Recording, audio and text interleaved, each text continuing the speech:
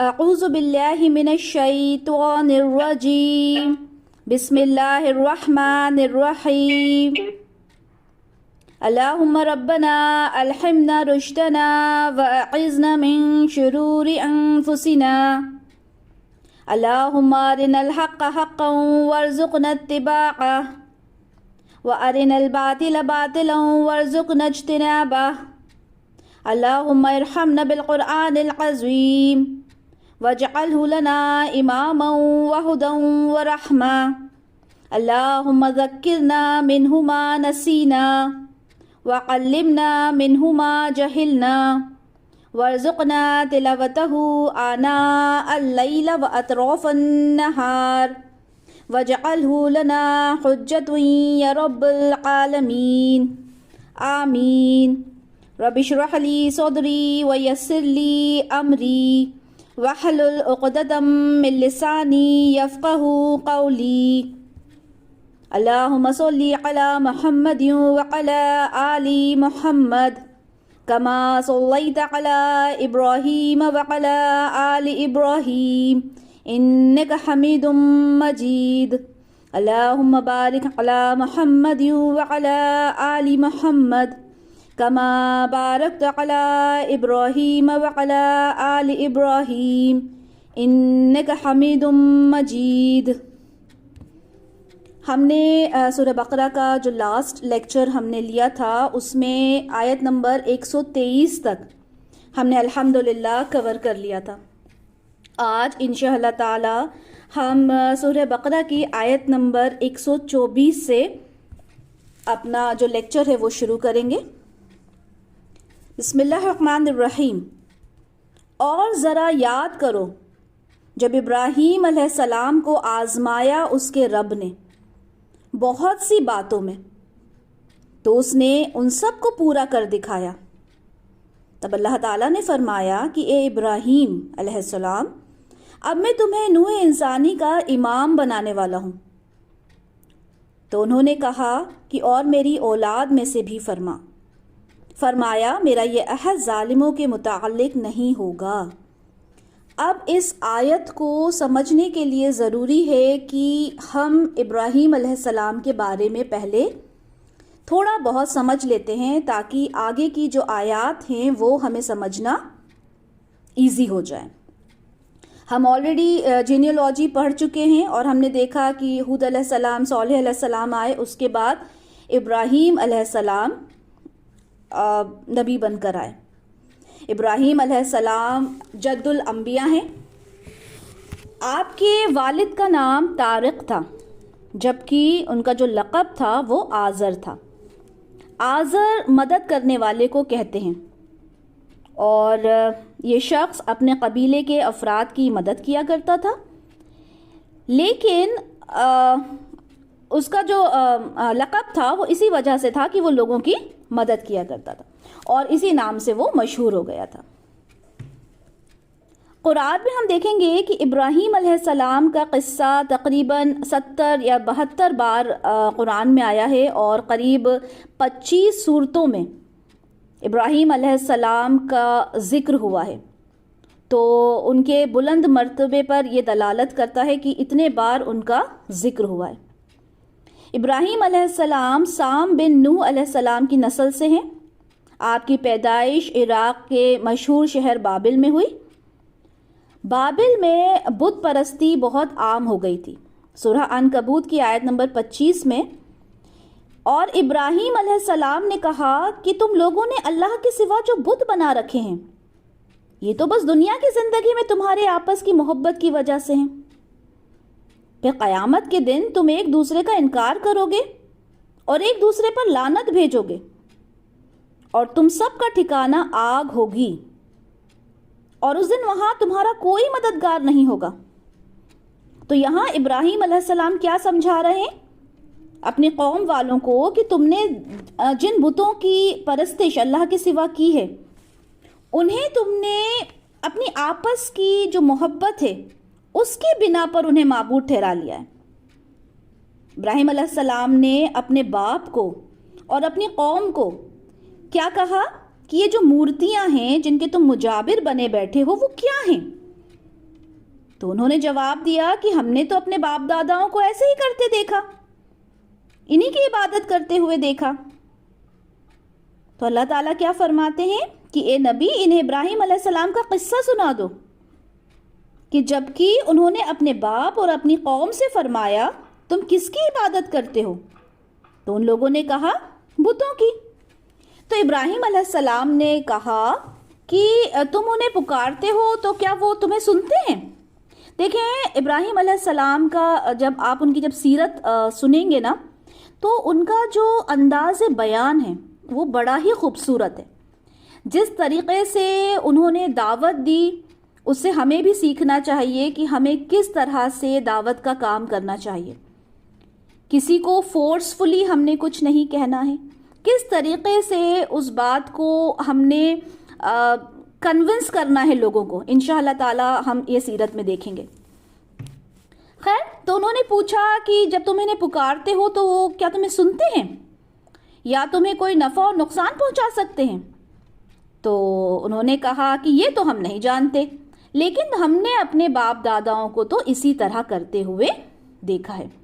یہاں ابراہیم علیہ السلام انہیں جھنجھوڑ رہے ہیں، لیکن اندھی تقلید نے انہیں کچھ سوچنے سمجھنے کے لائق نہیں رکھا۔ سورہ انبیاء کی آیت نمبر 51 میں فرماتے ہیں کہ اور ہم نے ابراہیم علیہ السلام کو پہلے سے ہدایت عطا فرما دی تھی اور ہم انہیں جانتے تھے۔ اللہ تعالیٰ نے، ظاہر سی بات ہے، اپنے نبیوں کو اللہ تعالیٰ ہدایت دیتے ہیں اور اللہ تعالیٰ کہہ رہے ہیں کہ ہم انہیں جانتے ہیں کہ وہ ہدایت پر تھے۔ ابراہیم علیہ السلام نے کبھی بھی بتوں کی پوجا نہیں کی تھی، اور جب آپ نے اپنی قوم کو بتوں کی پوجا کرتے ہوئے دیکھا تو ملامت کی، اور انہوں نے اللہ کی طرف دعوت دی، ٹھیک ہے؟ اور یہ جو دعوت تھی انہوں نے کس سے شروع کی؟ اپنے باپ سے شروع کی۔ اچھا، ان کے جو باپ تھے وہ مشرک تھے، ٹھیک ہے، اور وہ اینڈ تک وہ اسلام انہوں نے قبول نہیں کیا تھا، وہ ایمان نہیں لائے تھے۔ تو اللہ تعالیٰ سورہ مریم کی آیت 41 سے لے کے 50 تک اس میں فرماتے ہیں کہ نبی صلی اللہ علیہ وسلم سے کہتے ہیں کہ یاد کریے جب ہم نے کتاب میں تذکرہ کیا تھا ابراہیم علیہ السلام کا کہ وہ سچے نبی تھے۔ انہوں نے اپنے والد سے کہا کہ ابا جان آپ کیوں بندگی کرتے ہیں ایسی چیزوں کی جو نہ سن سکتی ہیں اور نہ دیکھ سکتی ہیں اور نہ ہی آپ کے کچھ کام آ سکتی ہیں۔ پھر فرماتے ہیں کہ ابا جان یقیناً میرے پاس وہ علم ہے جو آپ کے پاس نہیں ہے، بس آپ میری پیروی کیجئے، میں آپ کو سیدھا راستہ دکھا دوں گا۔ اس کے بعد پھر فرماتے ہیں کہ ابا جان آپ شیطان کی بندگی مت کیجئے، شیطان تو یقیناً رحمان کا نافرمان ہے، مجھے اندیشہ ہے کہ رحمان کی طرف سے کوئی عذاب آپ کو آ پکڑے گا اور پھر آپ شیطان کے ساتھی بن کر رہ جائیں گے۔ تو آزر نے کیا کہا؟ کوئی اثر نہیں ہوا آزر کے اوپر۔ تو آزر نے کہا اے ابراہیم تم کنارہ کشی کر رہے ہو ہمارے معبودوں سے، اگر تم باز نہ آئے تو میں تمہیں سنگسار کر دوں گا اور تم مجھے چھوڑ کر چلے جاؤ۔ ان کے باپ نے بالکل بھی ان کی باتوں کو نہیں سنا اور کیا کہا کہ تم یہاں سے چلے جاؤ۔ تو ابراہیم علیہ السلام نے کہا سلامن، آپ پر سلام ہو، میں آپ کے لیے استغفار کروں گا اپنے رب سے، اور میں آپ سے کنارہ کشی کرتا ہوں، کیونکہ انہوں نے بہت سمجھایا لیکن جب انہوں نے نہیں سنا تو کیا کہا کہ میں اللہ تعالیٰ سے آپ کے لیے استغفار کروں گا، آپ سے بھی اور ان تمام بدوں جو معبود آپ نے بنا رکھے ان سے میں کنارہ کشی کرتا ہوں، اور جنہیں آپ لوگ اللہ کے سوا پوچھتے ہیں، اور میں تو اپنے رب کو ہی پکاروں گا۔ سورہ توبہ کی آیت نمبر 114 میں ہے کہ اور نہیں تھا استغفار کرنا ابراہیم علیہ السلام کا اپنے والد کے حق میں مگر ایک وعدے کی بنیاد پر جو انہوں نے اس سے کیا تھا۔ دیکھیں انہوں نے ایک وعدہ کیا تھا کہ میں آپ کے لیے مغفرت کی دعا کروں گا اللہ تعالیٰ سے، تو وہ اپنے باپ کے لیے مغفرت کی دعا کرتے رہے، اور جب آپ پر واضح ہو گیا کہ وہ اللہ کا دشمن ہے تو آپ نے اس پر اعلان بیزاری کر دیا، یعنی جب آزر کا انتقال ہوا تو ابراہیم علیہ السلام نے توبہ کرنا ان کے حق میں بند کر دیا۔ دیکھیں کسی ایمان والے کے لیے یہ جائز نہیں کہ وہ کسی کافر کے لیے دعائے مغفرت کرے، اور اس کی دلیل ہمیں ترمذی کی حدیث نمبر 3101 سے ملتی ہے، یعنی جب کسی کافر کا انتقال ہو جائے تو ہم اس کے لیے مغفرت کی دعا نہیں کر سکتے. ہاں، جب تک وہ زندہ ہے ہم یہ دعا کر سکتے ہیں کہ اللہ تعالیٰ اسے ہدایت دیں.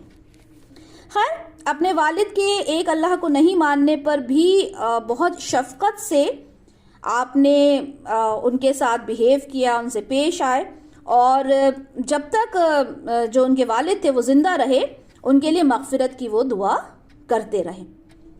آپ اپنے والد پر نہایت ہی مہربان تھے، اس لیے اللہ تعالیٰ بھی آپ پر مہربان تھے اور آپ کا لقب خلیل الرحمن رکھ دیا گیا. سورہ نساء کی آیت نمبر 125 میں ہے وَاتَّخَذُوا اللَّهُ إِبْرَاهِيمَ خَلِيلًا. اچھا، والد کے سخت جواب کے بعد آپ نے والد سے علیحدگی اختیار کر لی. آپ اللہ کے پیارے نبی تھے. جب آپ اپنی قوم کو توحید کی دعوت دیتے اس وقت آپ نوجوان تھے، آپ کی عمر 16 سال تھی، اور آپ یہ بھی غور و فکر کرتے کہ یہ لوگ بتوں کی پوجا کیوں کرتے ہیں. سوچیں، اتنی کم عمر میں انہوں نے یہ سوچنا شروع کر دیا تھا کہ یہ جو معبود انہوں نے بنا رکھے ہیں یہ کسی کام تو آتے نہیں ہیں، پھر کیوں ان کی پوجا کرتے ہیں. آپ کا دل ان کے شرک پر بہت غمگین ہوتا. آخر آپ نے ایک دن ارادہ کیا کہ اس فساد کی جڑ کو ہی میں مٹا دوں گا. ٹھیک ہے، آپ نے اپنی قوم کے جو بت تھے ان کو توڑنے کی دھمکی دے دی. سورہ انبیاء کی آیت نمبر 57 میں، اور اللہ کی قسم میں تمہارے ان بتوں کے ساتھ ضرور کوئی چال چل کر رہوں گا جب تم سب چلے جاؤ گے پیٹھ موڑ کر.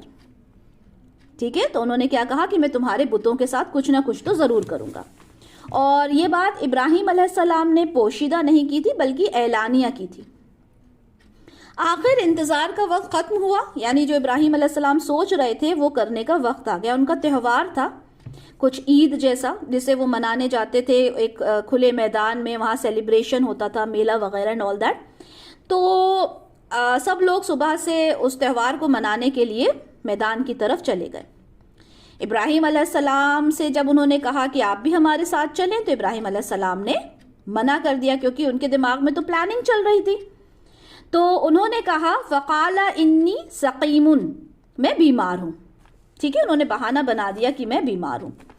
اچھا، یہ واقعہ ہمیں سورہ انبیاء کی آیت نمبر 51 to 58 میں ڈیٹیل میں ملے گا کہ یقیناً ہم نے ابراہیم علیہ السلام کو پہلے ہی ہدایت فرما دی تھی اور ہم اسے جانتے تھے. جب اس نے اپنے باپ اور اپنی قوم سے کہا کہ یہ مورتیاں جس کے تم مجابر بنے بیٹھے ہو یہ کیا ہے، تو وہ بولے کہ ہم نے اپنے باپ دادا کو انہی کی عبادت کرتے ہوئے پایا. کہ ابراہیم علیہ السلام نے کہا بے شک تم سب کھلی گمراہی میں مبتلا ہو. تو وہ بولے کہ آپ ہمارے لیے حق لائے ہیں یا یوں ہی مذاق کر رہے ہیں. مطلب انہوں نے بات کو سنا اور پوچھا کہ آپ ہمارے لیے کوئی حق لے کر بھی آئے ہیں یا بس ایسے ہی باتیں کر رہے ہیں. آپ علیہ السلام نے جواب دیا کہ بلکہ در حقیقت تمہارا رب وہی ہے جو آسمانوں اور زمینوں کا رب ہے. دیکھیے انہوں نے کس طرح سے ڈیفائن کیا اللہ کو، جو زمینوں اور آسمانوں کا رب ہے، کیونکہ زمین اور آسمان کو تو اللہ کے سوا کوئی نہیں بنا سکتا. وہی ہے جس نے انہیں پیدا کیا اور میں بھی اس کا گواہ ہوں. اور اللہ کی قسم میں تمہارے ان بتوں کے ساتھ کوئی چال چل کر رہوں گا جبکہ تم چلے جاؤ گے پیٹھ موڑ کر، یعنی یہاں سے جب تم لوگ چلے جاؤ. تو انہوں نے جب وہ لوگ اپنا تہوار سیلیبریٹ کرنے کے لیے چلے گئے تو ان سب بتوں کو توڑ دیا. کس نے؟ ابراہیم علیہ السلام نے، سوائے ایک بڑے بت کے. اب آپ ان کی پلاننگ دیکھیں ابراہیم علیہ السلام کی. صرف ایک بڑا سارا بت تھا، اس کو چھوڑ دیا اور باقی سب کو توڑ دیا. اس کے بعد جو کلہاڑی یا ہتھوڑا یا جو بھی ان کے پاس تھا جس سے ان بتوں کو توڑا تھا، وہ گئے اور بڑے بت کے کندھے پر اسے رکھ دیا تاکہ سب اسی کی طرف رجوع کریں، یعنی سب اسی کو دیکھیں جا کر. اب جب وہ دیکھیں گے کہ بڑا بت صحیح ہے. اب خیر جب وہ واپس لوٹے تو انہوں نے دیکھا کہ تمام معبود ٹوٹے پڑے ہیں. تو وہ چلا اٹھے کہ یہ کام کس ظالم نے کیا. اب جن لوگوں نے ابراہیم علیہ السلام کو یہ کہتے ہوئے سنا تھا کہ میں کچھ نہ کچھ تو ان بتوں کے ساتھ کروں گا، تو وہ کہنے لگے کہ وہ ایک نوجوان تھا نا جو ابراہیم جس کا نام تھا، جو کہہ رہا تھا کہ میں تمہارے بتوں کے ساتھ کچھ کروں گا، ضرور یہ کام اسی کا ہے، اور ہم نے اسے اپنے بتوں کے بارے میں غلط کہتے ہوئے سنا. اب اللہ کی مصلحت دیکھیں، ابراہیم علیہ السلام کا مقصد خود بخود پورا ہو گیا. کس طرح سے کہ قوم کے لوگوں نے مشورہ کیا کہ ابراہیم علیہ السلام کو بلایا جائے اور ان کو سزا دی جائے. اب سب جمع ہوئے، کارروائی شروع ہوئی. کہنے لگے کہ ابراہیم ہمارے معبودوں کے ساتھ تم نے کیا کیا؟ اب ابراہیم علیہ السلام کا جواب سنیے. انہوں نے کیا کہا کہ یہ کام تو اس بڑے بت نے کیا ہے. یعنی وہ جو بڑا بت وہاں پہ موجود تھا، تو انہوں نے کیا کہا کہ اس بڑے بت نے وہ کام کیا ہے.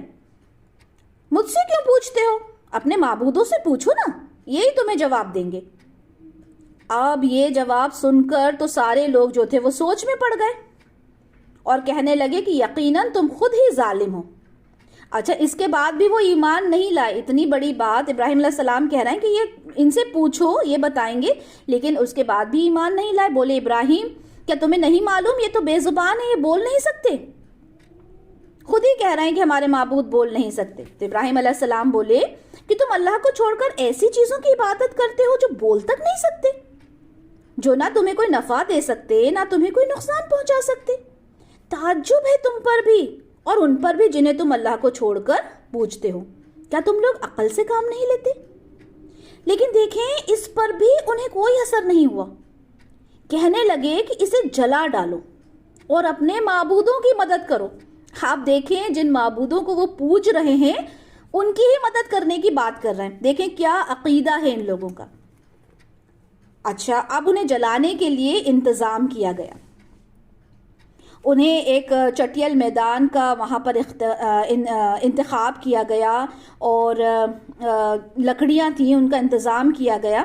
سارے مرد عورت بچے جو تھے سب لکڑیاں ارینج کرنے میں لگ گئے اور لکڑیوں کی ایک اونچی دیوار بن گئی. یعنی جتنی لکڑیاں تھیں وہاں پہ سب وہ لوگ لے آئے اور ان لکڑیوں میں آگ لگائی گئی اور ابراہیم علیہ السلام کو اس میں ایک جھولا تیار کیا، کیونکہ ظاہر ہے بہت بڑی وہ دیوار بنی ہوگی، تو جھولے کے تھرو انہیں ابراہیم علیہ السلام کو اس لکڑی کے اندر اتار دیا گیا جو دیوار جیسی بن گئی تھی. تو وہاں پر ابراہیم علیہ السلام نے دیکھیں کون سی دعا کی، حسبنا اللہ و نعم الوکیل. کس پہ توقع؟ اللہ پر ہی تو توقع ہے. اللہ ہی میرے لیے کافی ہے اور وہی بہترین کارساز ہے. یعنی اس وقت انہیں کوئی فکر نہیں، کوئی غم نہیں تھا. کیا تھا؟ کہ اللہ میرے لیے کافی ہے. اور یہ ہمیں صحیح بخاری 4563 میں یہ والی دعا ہمیں مل جاتی ہے. ٹھیک ہے، سورہ انبیاء کی آیت نمبر 69 اور 70 میں ہم دیکھتے ہیں کہ جب انہیں آگ میں ڈال دیا گیا تو اللہ تعالیٰ فرماتے ہیں کہ ہم نے کہا کہ اے آگ ابراہیم پر ٹھنڈی ہو جا اور سلامتی والی ہو جا.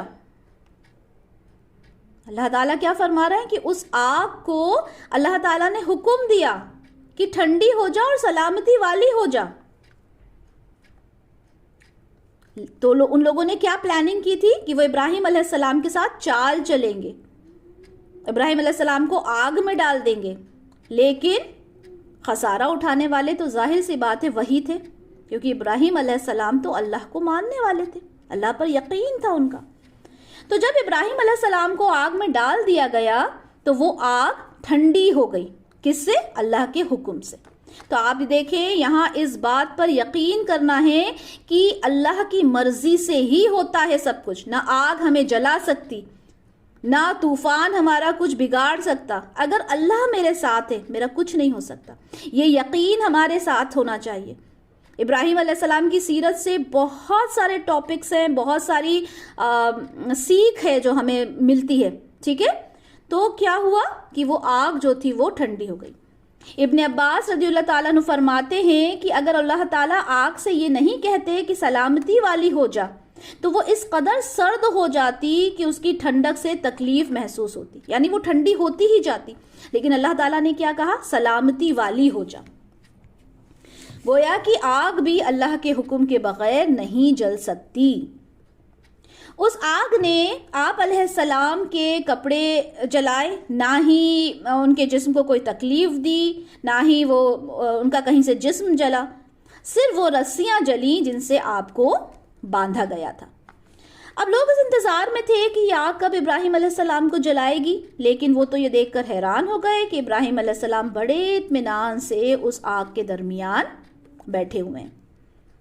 اچھا، بعض روایات میں آتا ہے کہ ابراہیم علیہ السلام کہا کرتے تھے کہ جو سکون مجھے اس آگ میں تھا وہ سکون مجھے کبھی نہیں ملا۔ سبحان اللہ۔ اچھا، لوگ اس معجزے کو دیکھ کر حیرت زدہ ہو گئے، اتنا بڑا معجزہ، لیکن اس کے باوجود بھی وہ لوگ ایمان نہیں لے کر آئے، سوائے لوط علیہ السلام کے جو ان کے بھتیجے تھے۔ خیر، ان سب کے بعد ابراہیم علیہ السلام نے ارادہ کیا کہ میں وہاں سے ہجرت کر جاؤں گا، ٹھیک ہے۔ اچھا، اس سے پہلے کیا ہوا کہ وہاں کا جو بادشاہ تھا اس کا وہ نمرود تھا، اور جب اس کے پاس یہ خبر پہنچی کہ ابراہیم علیہ السلام کو آگ میں ڈال دیا گیا لیکن آگ نے انہیں نہیں جلایا، تو اس کو بھی کیوریوسٹی ہوئی جاننے کی کہ بھائی یہ کون بندہ ہے، یہ کون ہے جس کے ساتھ اس طرح کے معجزات ہو رہے ہیں۔ تو اس نے نمرود نے کہا کہ ابراہیم علیہ السلام کو میرے دربار میں لے کر آیا جائے۔ ابراہیم علیہ السلام کو وہاں لے کر آیا گیا۔ دیکھیں، جس کے اندر صرف اللہ کا ڈر ہوتا ہے نا، وہ کسی اور سے نہیں ڈرتا۔ اس بات کو ہمیشہ یاد رکھنا ہے، کوئی مشکل آ جائے، کوئی پریشانی آ جائے، ہم نے صرف اللہ سے ڈرنا ہے، صرف اللہ پہ توقع رکھنا ہے، ہماری زندگی اتنی خوشنما ہو جائے گی کہ ہمیں کسی سے ڈر لگنا ہی نہیں ہے۔ تو ابراہیم علیہ السلام کو جب نمرود نے بلایا تو دیکھیں سورہ بقرہ کی آیت نمبر 258 میں اس کا تذکرہ ہے کہ اللہ تعالیٰ فرماتے ہیں کہ آپ نے اس شخص کو نہیں دیکھا جس نے حجت بازی کی ابراہیم علیہ السلام سے، اس وجہ سے کہ اللہ نے اسے بادشاہت دی تھی۔ نمرود کے بارے میں اللہ تعالیٰ فرما رہے ہیں کہ اس نے حجت کی کس سے؟ ابراہیم علیہ السلام سے۔ ابراہیم علیہ السلام نے نمرود سے کہا، جب نمرود نے پوچھا کہ بھئی بتاؤ تمہارے رب کے بارے میں، تو ابراہیم علیہ السلام نے کہا کہ میرا رب ہے جو زندہ کرتا ہے اور مارتا ہے، ایک نارمل سا جواب دیا۔ تو نمرود نے کہا اچھا ایسی بات ہے، تو زندہ تو میں بھی کرتا ہوں، میں بھی مارتا ہوں، کیسے؟ کیا کیا اس نے؟ جیل سے 2 آدمیوں کو بلایا اور جن کو سزائے موت تھی، ایک کو حکم دیا کہ اس کو چھوڑ دو، دوسرے کو کہا اس کو سزائے موت دے دو۔ نمرود کہنے لگا دیکھو میں بھی تو زندہ کر سکتا ہوں، میں بھی تو مار سکتا ہوں، کون سی بڑی بات ہے۔ اب آپ دیکھیں ابراہیم علیہ السلام کا طریقہ دیکھیں کہ انہوں نے کیا کہا کہ بے شک اللہ سورج کو مشرق سے لاتا ہے تو اسے مغرب سے لے آ۔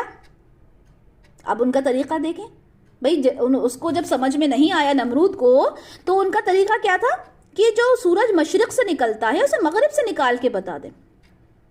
کافر بادشاہ یہ سن کر مبہوت رہ گیا اور کچھ اس کا سمجھ میں نہیں آیا کیا جواب دیں۔ خیر، اس جو یہ سب کچھ ہوا، اس کے بعد ابراہیم علیہ السلام وہاں سے نکل گئے ہجرت کی، اور ابراہیم علیہ السلام عراق سے نکل کر شام کی طرف ہجرت کر گئے۔ یہاں آ کر حران نامی ایک بستی تھے، وہاں پر یہ مقیم ہوئے، اور وہاں پر آپ نے سارہ علیہ السلام سے شادی کی۔ اور اس ہجرت کے بارے میں اللہ تعالیٰ سورہ انبیاء کی آیت نمبر 71 میں فرماتے ہیں کہ اور ہم ابراہیم اور لوط کو بچا کر اس زمین کی طرف لے آئے جس میں ہم نے جہان کے لیے برکت رکھی تھی۔ تو ابراہیم علیہ السلام اور جو لوط علیہ السلام تھے وہ ہجرت کر کے کہاں پہنچ گئے؟ شام کی طرف۔ اب جب آپ حران کے مقام پر پہنچے تو وہیں ٹھہر گئے، اور یہاں آ کر آپ کا شمار بنو حران میں ہونے لگا۔ اب یہاں کے لوگ بت نہیں پوجا کرتے تھے، بتوں کی پوجا نہیں کرتے تھے۔ تو آپ سوچیں گے کہ اللہ کی عبادت کرتے تھے؟ نہیں، یہاں کچھ دوسرا ہی کانسیپٹ تھا۔ یہاں کے لوگ ستاروں کی عبادت کیا کرتے تھے۔ اب بت چھوڑ دیے، اب یہ ستاروں کی عبادت کرتے تھے، اور یہ لوگ نجم پرست تھے، تو ان کی عبادت کا وقت جو ہوتا تھا وہ رات کو ہوتا تھا۔ ظاہر سی بات ہے، ستارے رات میں نکلتے ہیں، اور یہ لوگ رات کو اس کی عبادت کرتے تھے۔ ابراہیم علیہ السلام نے انہیں بتانے کے لیے کہ ان کے یہ معبود باطل ہیں، ان کے ساتھ رات نکلے، ٹھیک ہے۔ اب آپ خوبصورتی دیکھیے گا، ابراہیم علیہ السلام کی خوبصورتی دیکھیے گا کہ کس طرح سے انہوں نے دعوت کا کام کیا۔ سورہ انعام کی آیت ہے 75, 76, 78, 79، آیت نمبر 80، ان سب میں وہی باتیں ہیں کہ ابراہیم علیہ السلام نے کس طرح سے ان ستارہ پرست کو اپنی دعوت دی۔ تو اور اسی طرح ہم دکھاتے رہے ابراہیم علیہ السلام کو آسمانوں اور زمینوں کی ملکیت، تاکہ وہ پوری طرح یقین کرنے والوں میں سے ہو جائیں۔ اچھا دیکھیں، اب اس آیت سے کیا پتہ چلتا ہے کہ اللہ تعالیٰ نے ابراہیم علیہ السلام کو زمین اور آسمان کی سیر کرائی تھی۔ اب وہ سیر کس طرح سے، جیسے کہ ہمیں معراج کا واقعہ ہمیں قرآن میں پتہ ہے، ہمیں احادیث میں ملتا ہے، تو ہم بہت کانفیڈنٹ ہیں، لیکن ابراہیم علیہ السلام کو کس طرح کا سفر کروایا تھا، کس طرح سے انہیں یہ ساری چیزیں دکھائی تھیں، واللہ عالم۔ لیکن قرآن میں اس کا تذکرہ ضرور آتا ہے کہ اللہ تعالیٰ نے ابراہیم علیہ السلام کو ساری چیزیں دکھا دی تھیں۔ تو اللہ تعالیٰ نے انہیں آسمان اور زمین کی ملکیت دکھائی۔ اب دیکھتے ہیں کہ سورہ انعام کی آیت نمبر 76 میں انہوں نے کیا کہا، بس جب رات نے ان کو اپنی تاریکی میں ڈھانپ لیا تو انہوں نے دیکھا ایک چمکدار ستارے کو، یعنی جب ایک چمکدار ستارہ دکھا تو ابراہیم علیہ السلام نے، کیونکہ وہ حجت قائم کرنا چاہتے تھے لوگوں پر، تو کہا کہ یہ میرا رب ہے۔ اس ستارے کو دیکھ کر کہا یہ میرا رب ہے۔ لیکن جب وہ غروب ہو گیا تو کہنے لگے میں غروب ہو جانے والوں کو پسند نہیں کرتا۔ رب کیا کبھی غروب ہو سکتا ہے؟ رب تو ہمیشہ چمکنے والا ہوتا ہے، یہ میرا رب نہیں ہے۔ پھر جب انہوں نے دیکھا کہ چاند چمک رہا ہے تو انہوں نے کہا یہ میرا رب ہے، ہاں یہ میرا رب ہو سکتا ہے، دیکھیں کیسے چمک رہا ہے۔ پھر جب وہ بھی غائب ہو گیا تو انہوں نے کہا کہ نہیں، یہ میرا رب نہیں ہو سکتا۔ انہوں نے کہا اگر مجھے میرے رب نے ہدایت نہ دی تو میں تو گمراہوں میں سے ہو جاؤں گا، یہ کیسے میرا رب ہو سکتا، یہ تو چلا گیا۔ اب اس کے بعد دیکھیں، پھر جب انہوں نے سورج کو دیکھا، اب چاند ہو گیا، ستارے ہو گئے، اب سورج کو جب دیکھا چمکدار تو کہنے لگے ہاں یہ میرا رب ہے، یہ سب سے بڑا ہے۔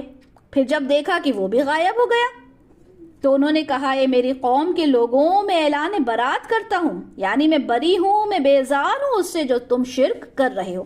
تو دیکھیں کس طرح سے سمجھایا، پہلے ستاروں کے لیے کہا، جب وہ غائب ہو گئے، غروب ہو گئے، تو چاند کے لیے کہا، پھر سورج کے لیے کہا۔ لیکن ہمیں پتہ ہے کہ ہر چیز ایک وقت پہ جا کے غائب ہو جاتی ہے، تو غائب ہونے والا تو نہیں ہے نا اللہ تو ہمیشہ رہنے والا ہے۔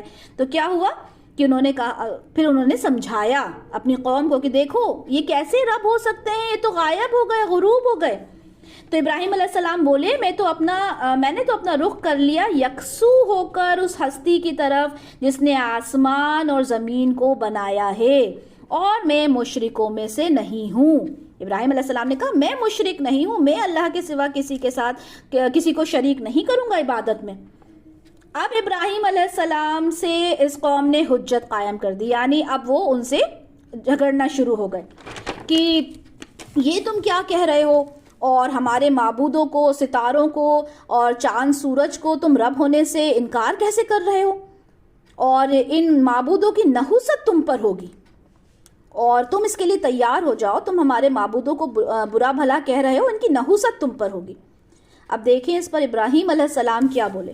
ہوتا ہے نا کوئی بد دعا دے دے تو ڈر لگتا ہے کہ اس نے بد دعا دے دی کیا ہوگا، لیکن جب اللہ ہمارے ساتھ ہے اور ہم حق پر ہیں تو کسی کی دعا تو نہیں کہوں گی، کسی کی بد دعا یا بے وجہ کی یہ جو باتیں ہوتی ہیں نا، یہ کوئی معنی نہیں رکھتی۔ اگر مجھے پتا ہے کہ میں حق پر ہوں تو مجھے فرق نہیں پڑتا کہ لوگ میرے بارے میں کیا بولتے ہیں، میرا اللہ مجھ سے راضی ہونا چاہیے، ٹھیک ہے۔ تو ابراہیم علیہ السلام بولے کہ اگر میرا اللہ چاہے کہ مجھے کوئی تکلیف پہنچے، کوئی آزمائش آئے تو ٹھیک ہے، کیونکہ وہ تو میرا خالق ہے، وہ تو میرا رب ہے، لیکن اس کے علاوہ مجھے کوئی خوف نہیں، اس کے علاوہ کوئی کچھ بھی کہے آئی ڈونٹ کیئر۔ اب ابراہیم علیہ السلام نے وہاں سے پھر ہجرت کی، کیونکہ ان لوگوں نے بھی بات نہیں سنی، پھر ہجرت کر لی مصر کی طرف۔ مصر کے بادشاہ کو خبر ملی کہ ایک شخص ہجرت کر کے آیا ہے اور اس کے ساتھ ایک عورت۔ اب دیکھیں آزمائش، پھر سے آزمائش۔ تو وہاں کا جو بادشاہ تھا انہیں کیا پتا چلا کہ ایک بندہ آیا ہے اور اس کے ساتھ ایک عورت ہے اور وہ بہت ہی زیادہ حسین و جمیل ہے۔ چنانچہ اس ظالم بادشاہ نے اپنے کارندوں کو بھیجا کہ اس عورت کو میرے پاس لے آؤ، ساتھ ہی اس سے پوچھنا کہ تمہارے ساتھ جو آدمی ہے وہ کون ہے، اگر وہ اس کا خاوند ہوا، اس کا ہسبینڈ ہوا تو اسے قتل کر دینا۔ ادھر بادشاہ نے حکم دیا، ادھر اللہ تعالیٰ نے ابراہیم علیہ السلام کو وحی بھیج دی۔ ابراہیم علیہ السلام نے سارہ علیہ السلام سے کہا کہ اگر وہ تم سے میرے بارے میں پوچھے تو بتا دینا کہ تم میری بہن ہو۔ ٹھیک ہے, تم میری بہن ہو, ایسا بول دینا. پھر بولے کہ اے سارا, روئے زمین پر تیرے اور میرے سوا تو کوئی مومن نہیں ہے, اس لحاظ سے تم میری مومن بہن ہی تو ہوئی. ٹھیک ہے. جب بادشاہ نے ابراہیم علیہ السلام کو پوچھا کہ یہ عورت کون ہے, تو آپ نے فرمایا یہ میری بہن ہے. اچھا, یہاں میں آپ لوگوں کو کچھ بتاؤں. آپ لوگوں نے سنا ہوگا کہ پہلے ابراہیم علیہ السلام نے کہا میں بیمار ہوں, سیکنڈ ٹائم انہوں نے کہا کہ یہ بت کو, بڑے بت نے سب کو مارا, اور تھرڈ ٹائم ابھی کہا کہ جو بیوی تھی ان کو کہا کہ یہ میری بہن ہے. تو ابراہیم علیہ السلام نے اپنی زندگی میں 3 مقام ایسے آئے جب انہوں نے توریہ کیا. یہ جو جھوٹ ہوتا ہے نا, یہ جھوٹ نہیں, یہ توریہ ہوتا ہے, یعنی بات کو اس طرح سے پیش کر دیا جائے کہ وہ مطلب اللہ کے لیے بات کا پہلو جو ہے وہ چینج کر دیا جائے, اسے توریہ کہتے ہیں. اور ابراہیم علیہ السلام نے 3 دفعہ یہ توریہ کیا تھا. ٹھیک ہے, جیسے کہ ہم نے پڑھا, جب کہا کہ میں بیمار ہوں, پھر کہا کہ بڑے بت نے توڑا, اور پھر جب کہا کہ سارا جو ہے وہ میری بہن ہے. ٹھیک ہے, ان 3 جگہوں پر انہوں نے توریہ کیا تھا. خیر, اس ظالم بادشاہ نے سارہ علیہ السلام کو اپنی خدمت میں لیا. اب سارہ علیہ السلام نے اللہ تعالیٰ سے دعا کی کہ اللہ, تجھے معلوم ہے کہ میں تجھ پر اور تیرے نبی پر ایمان لائی ہوں, اور میں نے اپنے جسم کو اپنے خاوند کے سوا ہر ایک سے محفوظ رکھا ہے, لہٰذا اس کافر سے میری حفاظت فرمائیے. دیکھیے, پھر ایک اور نصیحت, ایک اور لیسن ہمارے لیے کہ جب کوئی پریشانی آئے تو ہائے توبہ نہیں کرنا, اللہ سے دعا کرنا کہ اللہ میری حفاظت کریں, کیونکہ آپ تو حفاظت کرنے والے ہیں.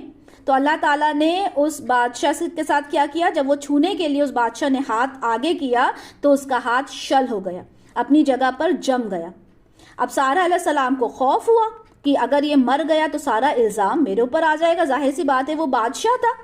تو سارہ علیہ السلام نے اللہ تعالیٰ سے دعا کی کہ اللہ تعالیٰ اسے ٹھیک کر دیجیے. اللہ تعالیٰ نے ٹھیک کر دیا, اس کا ہاتھ ٹھیک ہو گیا.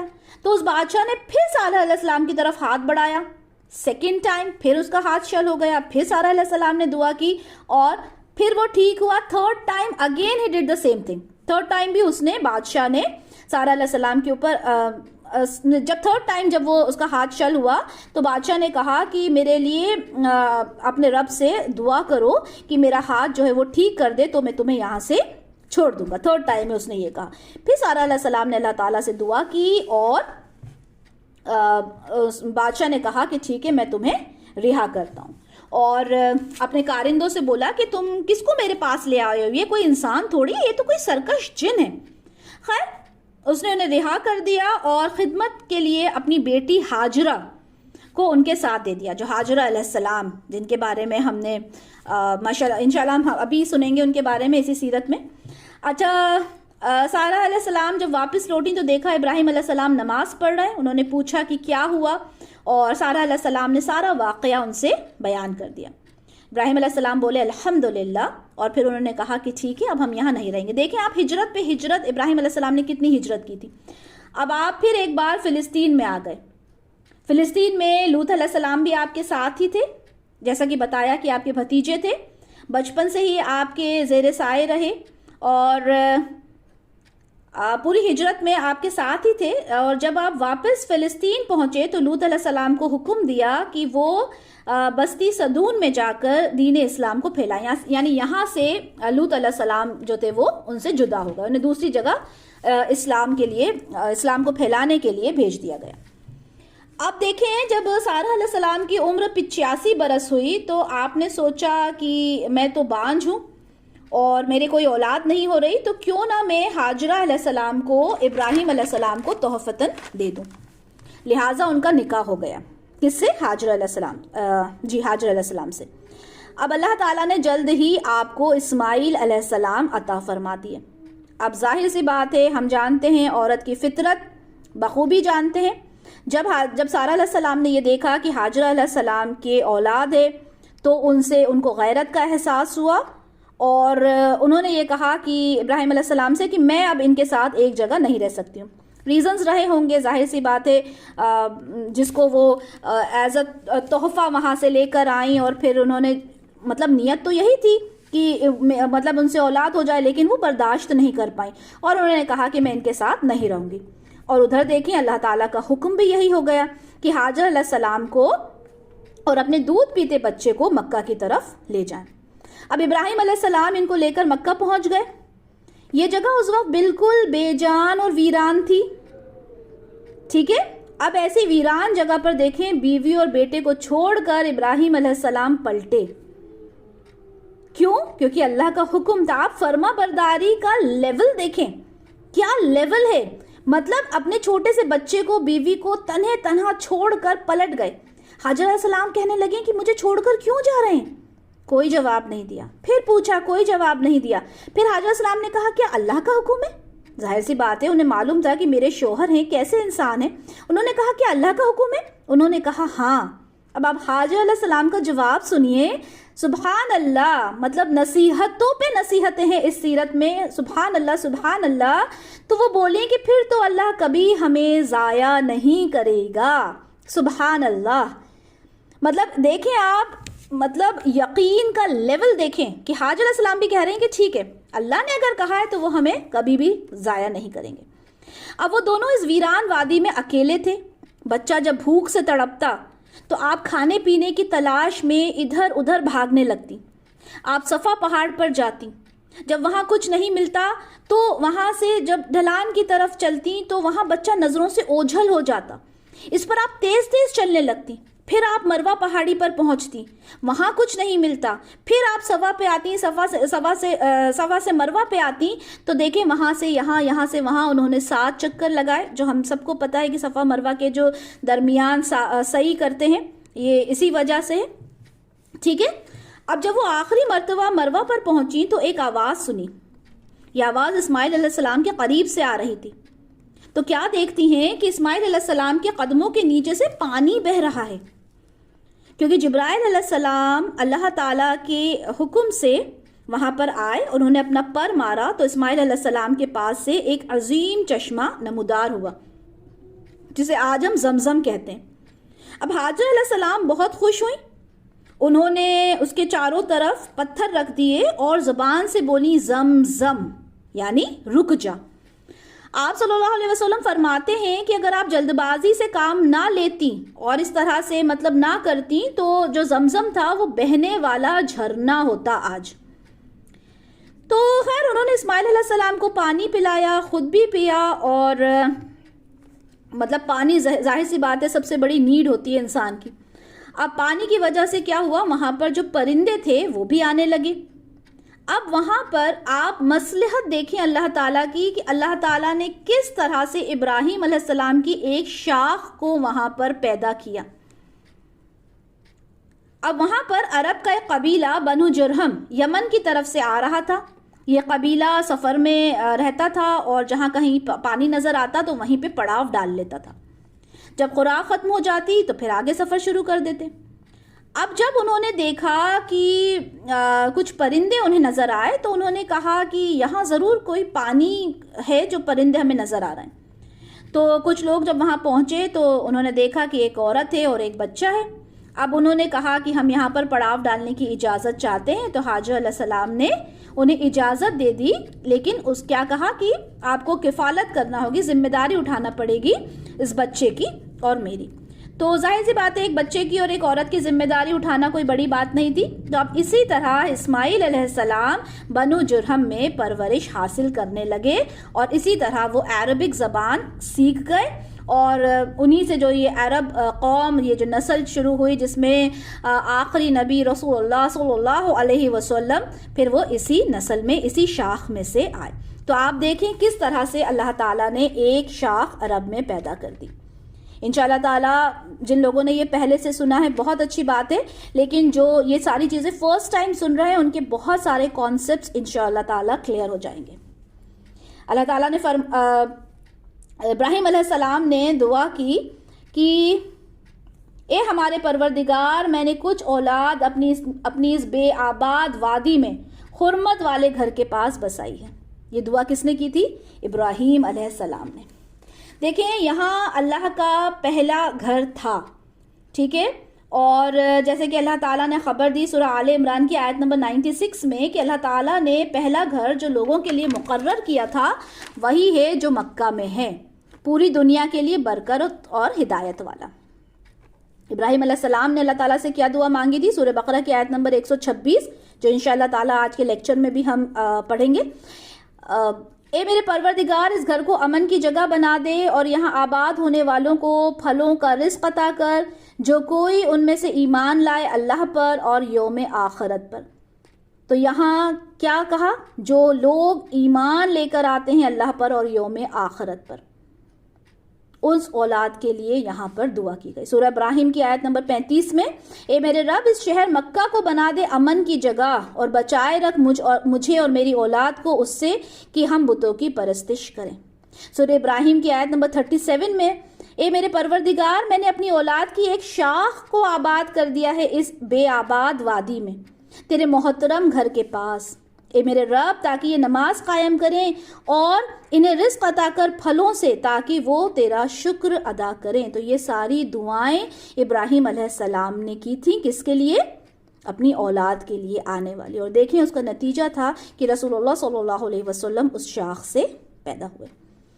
اب وقت گزرتا گیا، اسماعیل علیہ السلام تھوڑے بڑے ہوئے. تو اب دیکھیں ایک اور بہت بہت بہت بڑی آزمائش سورہ صافات کی آیت نمبر 102 میں اور 103 میں، 104، 106، 7، 12، 112 تک سورہ صافات میں ہم دیکھیں گے کہ کتنی بڑی آزمائش آئی. اگر ایک باپ سے یہ کہا جائے جو کہ اتنی مشکل سے باپ بنا ہے، یعنی اتنی عمر میں اس سے کہا جائے کہ اپنے بیٹے کو ذبح کر دو، کر سکتا ہے کیا کوئی؟ لیکن جو اللہ پہ یقین رکھتا ہے اور جسے معلوم ہے کہ یہ اللہ کا آرڈر ہے، حکم ہے اللہ تعالیٰ کا. ابراہیم علیہ السلام نے کہا کہ میرے بیٹے میں دیکھ رہا ہوں خواب میں کہ میں تمہیں ذبح کر رہا ہوں. روایات میں آتا ہے کہ مسلسل 3 رات انہوں نے یہ خواب دیکھا. تو اپنے بیٹے سے پوچھا کہ تم کیا سجیسٹ کرتے ہو، تمہیں کیا لگتا ہے؟ مجھے بار بار یہی خواب آ رہا ہے کہ میں تمہیں ذبح کر رہا ہوں. اب آپ بیٹے کو دیکھیں، سبحان اللہ. مطلب کبھی ہم دیکھتے ہیں حاجر علیہ السلام، کبھی ہم دیکھ رہے ہیں سارہ علیہ السلام، اب اسماعیل علیہ السلام کو دیکھیں، چھوٹے سے ہیں. تو کیا کہتے ہیں کہ اللہ تعالیٰ وہ کہتے ہیں کہ ابا جان آپ کر گزرے جس کا آپ کو حکم دیا ہے. سبحان اللہ. کہتے ہیں آپ کر گزرے آپ کو جس کا حکم دیا گیا ہے، کیونکہ ظاہر سی بات ہے نبیوں کے خواب جو ہوتے ہیں وہ وہی ہوتی ہے، وہی کے فارم میں ہوتے ہیں خواب. تو اور انہوں نے کہا کہ اللہ نے چاہا تو آپ مجھے صبر کرنے والوں میں سے پائیں گے. ایک چھوٹا سا بچہ کہہ رہا ہے کہ ابا جان آپ تو کر دیجئے. پھر جب دونوں نے فرما برداری کی روش اختیار کی اور ابراہیم علیہ السلام نے اس کو پیشانی کے بل لٹا دیا، ٹھیک ہے، ذبح کرنے. سوچیں اس باپ کا دل کیا ہوگا. تو اللہ تعالیٰ کہتے ہیں ہم نے اسے پکارا اے ابراہیم تم نے خواب کو سچ کر دکھایا، ہم اسی طرح بدلہ دیتے ہیں محسنوں کا. یقیناً یہ بہت بڑی آزمائش تھی. اللہ تعالیٰ خود کہہ رہے ہیں یقیناً یہ بہت بڑی آزمائش تھی ایک باپ کے لیے اپنے بیٹے کو ذبح کرنا. تو اللہ تعالیٰ کیا کہہ رہے ہیں کہ تم نے خواب کو سچ کر دکھایا. اللہ کے حکم سے جنت سے ایک مینڈھا لایا گیا جو حضرت اسماعیل علیہ السلام کی جگہ ذبح ہوا. مسند احمد کی حدیث ہے 4137 کہ جب اسماعیل علیہ السلام کو لٹایا گیا تو وہ سفید قمیض پہنے ہوئے تھے. سبحان اللہ سبحان اللہ. آپ اس کو سنیں آگے کہ انہوں نے کہا کہ ابا جان میرے پاس تو کوئی اور کپڑا نہیں ہے تو آپ مجھے کفن کس میں کریں گے؟ وہ بچہ کہتا ہے آپ مجھے کفن کس میں کریں گے ابا جان، میرے پاس تو صرف یہی کپڑا ہے. ٹھیک ہے، تو مطلب آپ اسے اتار دیں، اس میں آپ مجھے کفن کر دیجئے گا. سوچیں یہ تربیت ہم اپنی اولاد کو دے سکتے ہیں آج. تو جب آپ کی قمیض ابراہیم علیہ السلام اتارنے لگے تو آواز آئی اے ابراہیم آپ نے خواب سچ کر دکھایا. جب آپ نے مڑ کر دیکھا تو وہاں سفید خوبصورت سینگ والا مینڈھا موجود تھا. سبحان اللہ. ابراہیم علیہ السلام کے اکلوتے بیٹے کی قربانی کا جو امتحان اللہ تعالیٰ نے لیا، اس کے انعام میں اللہ تعالیٰ نے اسحاق علیہ السلام کی ولادت کی خوشخبری دی.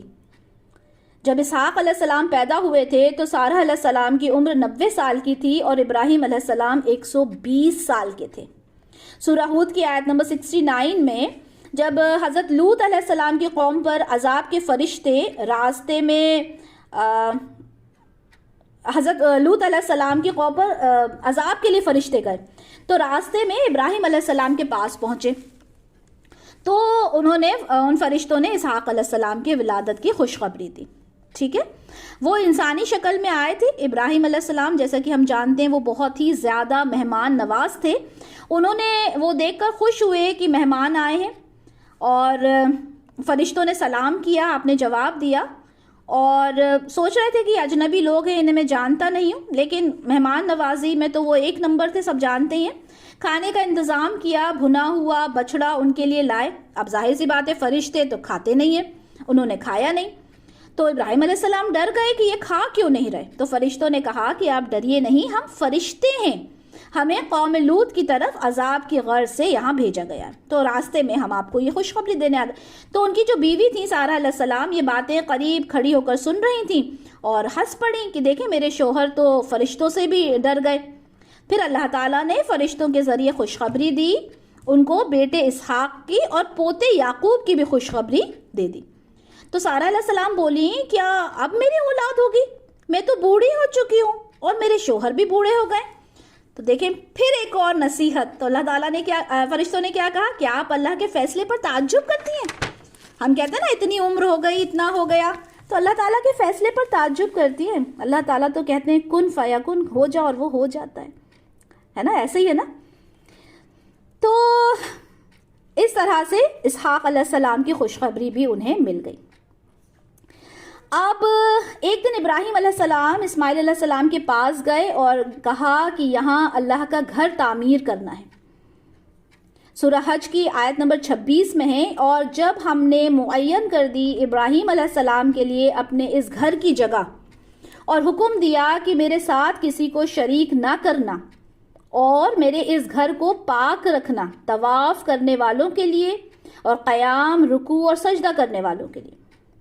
تو غالباً یہ وہی جگہ تھی جہاں آدم علیہ السلام نے بیت اللہ تعمیر کیا تھا، لیکن بعد میں سیلاب آنے کی وجہ سے اس کی دیواریں جو تھیں وہ ڈھہ گئی تھیں، لیکن زمین کے اندر بنیادیں موجود تھیں، اور اسی بنیاد پر ابراہیم علیہ السلام اور اسماعیل علیہ السلام نے مل کر بیت اللہ کی تعمیر کی تھی. اچھا دیکھیں یہاں آپ لوگوں کو ایک بات اور بتا دوں میں، سیرت میں ابراہیم علیہ السلام کی ایک تیسری بیوی بھی تھی جن کا نام قطورہ تھا، اور ہم نے جینیالوجی میں بہت اچھے سے ان کے بارے میں پڑھا، اور ان سے جو ایک شاخ پیدا ہوئی تھی جس میں سے شعیب علیہ السلام ہوئے تھے. ٹھیک ہے، نبی ہوئے تھے.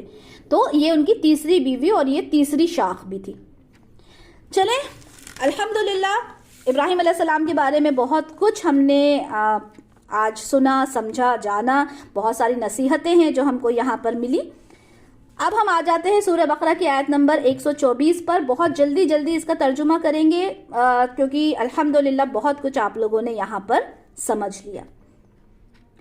سورہ بقرہ آیت نمبر 124. اور یاد کرو جب ابراہیم علیہ السلام کو آزمایا اس کے رب نے بہت سی باتوں میں. اب آپ کو اس آیت کا مطلب سمجھ میں آ گیا ہوگا کہ کس طرح سے آزمایا. تو انہوں نے ان سب کو پورا کر دکھایا، وہ بھی ہم نے پڑھ لیا کس طرح پورا کر دکھایا. تو اللہ نے فرمایا میں اب تمہیں امام بنانے والا ہوں. ابراہیم علیہ السلام نے کہا اور میری اولاد میں سے، مطلب اس وقت بھی جب امام بنانے کے لیے کہا تو انہوں نے کیا کہا، اور میری اولاد کا کیا ہوگا، میری اولاد کو بھی تو دعا دیجیے. تو اللہ تعالیٰ نے کہا لیکن ظالموں کے متعلق میرا یہ عہد نہیں ہوگا. ٹھیک ہے، یہاں بھی اللہ تعالیٰ نے کہا کہ ظالموں کے لیے کچھ نہیں ہے. تو اللہ تعالیٰ نے دیکھیں کتنے رسول پہ رسول بھیجے. ٹھیک ہے، اور جیسے ہم نے دیکھا کہ جو ایک شاخ تھی اس میں سے اسماعیل علیہ السلام، اور اس کے بعد اسی شاخ میں سے رسول اللہ صلی اللہ علیہ وسلم. ایک شاخ تھی جس میں اسحاق علیہ السلام تھے، اور اس میں رسول پہ رسول آئے، یعقوب علیہ السلام، یوسف علیہ السلام، موسیٰ علیہ السلام، عیسیٰ علیہ السلام. اور ایک تیسری شاخ جو ان کی تیسری بیوی قطورہ سے تھے جس میں حضرت شعیب علیہ السلام آئے. تو ہم نے دیکھا کس طرح اللہ تعالیٰ نے انہیں نوازا کہ ان کی اولادوں میں سے نبی پیدا ہوئے. اب ہم آ جاتے ہیں نیکسٹ آیت پر، سورہ بقرہ کی آیت نمبر 125. اور یاد کرو جب ہم نے اس گھر کو قرار دیا لوگوں کے لیے اجتماع، یعنی جو ٹھہرنے کی جگہ ہوتی ہے اور امن کی جگہ لوگوں کے لیے، اور مقام ابراہیم کو نماز کی جگہ بنا لو. مقام ابراہیم جب طواف کرتے ہیں تو اس کی سیدھ میں 2 رکعت نماز پڑھی جاتی ہے، اور وہاں پر ایک پتھر ہے، وہ پتھر جنت سے لایا گیا تھا. کہا جاتا ہے کہ خانہ کعبے کی تعمیر کے دوران آپ اس پر پتھر پر کھڑے ہوتے اور جیسے جیسے تعمیر اوپر چلتی جاتی آپ کے ساتھ وہ پتھر خود بخود اوپر ہو جاتا. اس پتھر پر آپ کے قدموں کے نشان ہیں.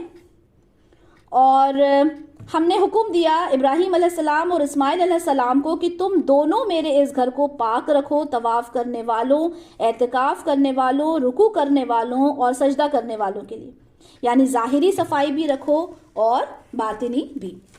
تو یعنی کسی طرح کا شرک کفر وہاں پر نہ ہو. کہاں پر؟ جو بیت اللہ ہے. اور یاد کرو آیت نمبر 126، اور یاد کرو جب ابراہیم علیہ السلام نے دعا کی تھی کہ اے میرے رب اس گھر کو امن کی جگہ بنا دے. دیکھیں اب ترجمہ بہت اچھے سے سمجھ میں آ رہا ہوگا نا کہ ابراہیم علیہ السلام نے دعا کی اے میرے رب اس گھر کو امن کی جگہ بنا دیں، اور یہاں آباد ہونے والوں یعنی اسماعیل علیہ السلام کو پھلوں کا رزق عطا کریں. جب کوئی ان میں سے ایمان لائے اللہ پر اور یوم آخرت پر تو اللہ تعالیٰ نے فرمایا تمہاری اولاد میں سے جو کفر کرے گا تو اسے دنیا میں تو ہم دیں گے، لیکن جہنم کا عذاب بہت بری جگہ ہے. یعنی دنیا میں اللہ تعالیٰ رزق نہیں روکتے. ہم نے کبھی دیکھا ہے کہ کسی کافر کو کھانا نہ ملا؟ کیا ہم نے کبھی دیکھا ہے کہ آکسیجن اللہ تعالیٰ نے کہا نہیں یہ تو صرف مومنوں کے لیے ہے، یہ تو صرف مسلمانوں کے لیے ہے، جو کافر ہے انہیں نہیں ملے گا؟ اللہ تعالیٰ تو سب کو دیتے ہیں، لیکن اللہ تعالیٰ حساب کہاں لیں گے؟ جہنم میں. ان کے لیے بہت بری جگہ ہے. آیت نمبر 127، اور یاد کرو جب ابراہیم اور اسماعیل علیہ السلام ہمارے گھر کی بنیادوں کو اٹھا رہے تھے تو کیا دعا کر رہے تھے؟ ربنا تقبل منا، اے ہمارے رب ہم سے قبول فرما. آج دیکھیں ہم ذرا سا کام کرتے ہیں اور دنیا میں ڈھنڈورا پیٹتے ہیں. We have done this, we have done that, ہم نے یہ کرا، ہم نے وہ کیا، ہم دیکھیں ہم نے تو اللہ کے راستے میں ایسا کر دیا. اللہ تعالیٰ کہہ رہے ہیں کہ یہاں پہ ابراہیم علیہ السلام، اسماعیل علیہ السلام جو اتنی آزمائش اٹھا کر آئے تھے، کیا کہہ رہے ہیں؟ ربنا تقبل منا، اے ہمارے رب ہم سے قبول فرما رہے. اس کے بعد 128 میں دعا کیا کہ کر رہے ہیں کہ ابراہیم علیہ السلام جو کہ خلیل الرحمن ہیں وہ کیا دعا کر رہے ہیں کہ ہمیں فرما بردار بنا دے اور ہماری اولاد کو فرما بردار بنا دے اور ہمیں حج کا طریقہ بتا دیں اور ہماری توبہ قبول فرما لیں. بے شک آپ کون ہیں؟ آپ تو تواب الرحیم ہیں. آیت نمبر 129 میں بھی دعا کیا کر رہے ہیں؟ اے ہمارے رب ان لوگوں میں سے ایک رسول اٹھانا. تو کس کی نسل کی بات ہو رہی ہے؟ اسماعیل علیہ السلام کی. ایک رسول جو انہی میں سے ہو. دیکھیں رسول اللہ صلی اللہ علیہ وسلم اسی میں سے تھے، جو نہ صرف تیری کتاب کو پڑھ کر سنائے بلکہ کتاب کی حکمت اور تعلیم بھی دے. ایسا نہیں کہ صرف پڑھ کر سنا دیا بلکہ اس کی حکمت کو بھی سمجھائے اور انہیں پاک بھی کرے. تو ہے ہی حکمت والا. انکا انت العزیز الحکیم. تو رسول اللہ صلی اللہ علیہ وسلم کا جو ظہور ہوا وہ دراصل حضرت ابراہیم علیہ السلام کی اسی دعا کا جواب ہے. آیت نمبر 130 دیکھتے ہیں کہ یہاں پر اللہ تعالیٰ فرما رہے ہیں کہ کون ہوگا کہ جو ابراہیم علیہ السلام کے طریقے سے منہ موڑے گا. کون ہوگا جو منہ موڑ سکتا ہے ابراہیم علیہ السلام کے طریقے سے؟ سورہ آل عمران کی آیت نمبر 67 میں ابراہیم علیہ السلام کے لیے کیا کہا گیا کہ نہ تو وہ یہودی تھے نہ وہ نصرانی تھے بلکہ وہ تو یکسو ہو کر اللہ کے فرما بردار تھے، نہ وہ مشرکین تھے. سورہ ہود کی آیت نمبر 75 میں اللہ تعالیٰ فرماتے ہیں کہ یقیناً ابراہیم علیہ السلام بہت بردبار، نرم دل اور اللہ کے جانب رجوع کرنے والے تھے. تو اللہ تعالیٰ کہہ رہے ہیں کون ہوگا جو ابراہیم علیہ السلام کے طریقے سے منہ موڑے گا؟ سوائے ان لوگوں کے جنہوں نے اپنے آپ کو حماقت میں ڈالنے کا فیصلہ کر لیا. ہم نے تو ابراہیم علیہ السلام کو دنیا میں اپنے کام کے لیے چن لیا اور آخرت میں ان کا شمار صالحین میں ہوگا. تو کون ہے جو اس راستے پر نہیں چلیں گے؟ وہی تو ہوں گے نا جنہوں نے اپنے آپ کو حماقت میں ڈال لیا. اس لیکچر کی آخری آیت انشاءاللہ تعالی ہم دیکھتے ہیں جب اللہ تعالیٰ نے ان سے کہا اسلم، یعنی فرما بردار ہو جاؤ، سر جھکا لو میرے سامنے. تو ابراہیم علیہ السلام نے کیا کہا؟ اسلمتو، میں نے سر جھکایا، یعنی میں فرما بردار ہو گیا. تو یہاں اللہ تعالیٰ نے کیوں کہا، اس کا تذکرہ کیوں کیا؟ کیونکہ ہم نے سیرت میں الحمدللہ بہت اچھے سے سمجھ لیا کہ ابراہیم علیہ السلام کے اسلمتو سے کیا مطلب ہے. کس طرح سے انہوں نے فرما برداری کی، کس طرح سے وہ اللہ کی ہر بات پہ، ہر حکم پہ کہتے نا لبیک کہ میں حاضر ہوں، انہوں نے ہر بات پر وہ حاضر تھے۔ تو اللہ تعالیٰ سے دعا ہے کہ اللہ تعالیٰ ہم کو ان فرما بردار بندوں میں شمار کر دے جو اللہ کی جو اللہ کا ایک حکم ہو اور ہم اس کو مان لیں۔ اللہ تعالیٰ کے احکامات ہم سب کو پتہ ہے، ہم سب جانتے ہیں، قرآن کو ہم سمجھ ہی اس لیے رہیں کہ ہم ان احکامات کو سمجھیں اور اپنی زندگی میں اپلائی کریں۔ آپ کو، مجھے، اللہ تعالیٰ ہم سب کو ہدایت دے۔ بارک اللہ لی ولکم فی القرآن الکریم ونفعنی وإیاکم بما فیہ من الآیات وذکر الحکیم۔ سبحانک اللہم وبحمدک اشہد ان لا الہ الا انت استغفرک واتوب الیک۔ جزاک اللہ خیرا کثیرا واحسن الدنیا والآخرہ۔